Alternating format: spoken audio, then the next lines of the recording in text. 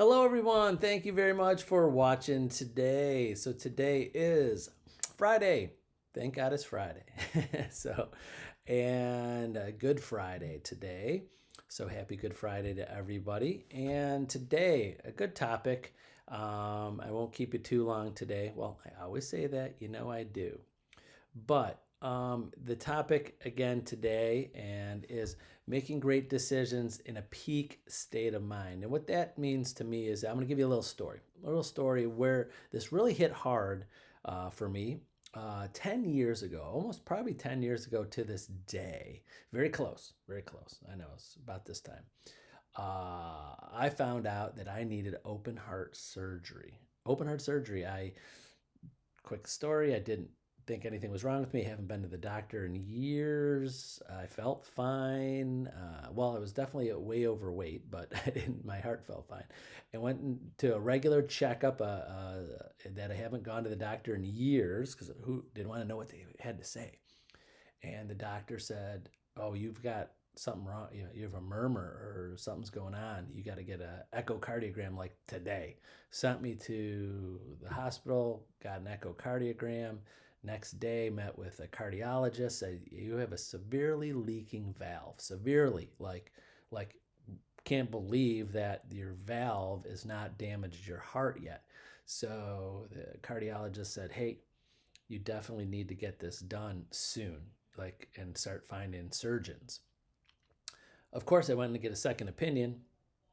The second the second cardiologist said the exact same thing. Like, surprised, it's like severely leaking that probably had my whole life, and my heart just got around it. Just worked it. I said, "You got to do this before you damage your heart severely." So went to a surgeon and found a surgeon that will do it. And he said, "You need to do this for the next 6 months." So the point I'm getting to is getting there. Hold on, stay with me. And of course, he said, "You have 6 months. You should get it done in 6 months. You don't have 6 months. You should definitely get, because this could damage heart with definitely do within 6 months." So what did I do? I decided to book it 6 months, like 6 months away. So that's what I'm saying. I think it was about this time because I had it done in October 10 years ago. So the the surgeon, who's very done, has been doing this for obviously years and years and years and years, and one or two of these a day, said to me, "Well, why are you waiting 6 months? Why are you waiting?" And I said, "Well, I want to get some things in order." Because also, side note, I said, one of my questions, like, "Well, what's the chances of something going wrong?" "Oh, very, very slim, very slim." This is half a joke. Very slim. So what's the chance of someone get stroking out and dying, on the table? So, "Oh, slim, slim." I was like, "Give me a number. I'm a numbers person. I'm in real estate. I'm a number. I only want to hear numbers." He goes, "One in 1,000." I go, "One in 1,000? One in 1,000 die?" I'm like, "Oh my God, this guy does two a day." I'm doing the math. Almost one or two people die in his hands every year. And this is an okay number. So I said, 6 months, I got to get some things in order. And the doctor said this is the whole point of what I'm getting at, is he goes, "Do not make any life decisions during this time. Do not make any big life decisions during this time. You are not in the state of mind to do that." And it stuck with me. It stuck with me. I'm like, whoa, whoa. That's an advice from a doctor, not just about my physical, about my mental. He goes, he probably knows this. People making major life decisions because something might happen or something might be good, making major life decisions. So this stuck with me till this day, and it probably will always stick with me, and about decision making and where you need to be in a peak state of mind, or a good state of mind, before making decisions. And I'm going to another example, like sports, or I'll go to gambling. You ever see, I mean, I'm not a gambler, but I've seen, people that have gambling problems and have gone to casinos and that, and when they're doing poorly, they make bad decisions and they're trying to double down, and when they're not in a right state of mind, they're making bad decisions. Sports, you're down and it's hard to come back from a deficit because you're just trying to do whatever you need to do to get back, and sometimes you make bad decisions. Business, personal, health, when you're not in your right state of mind.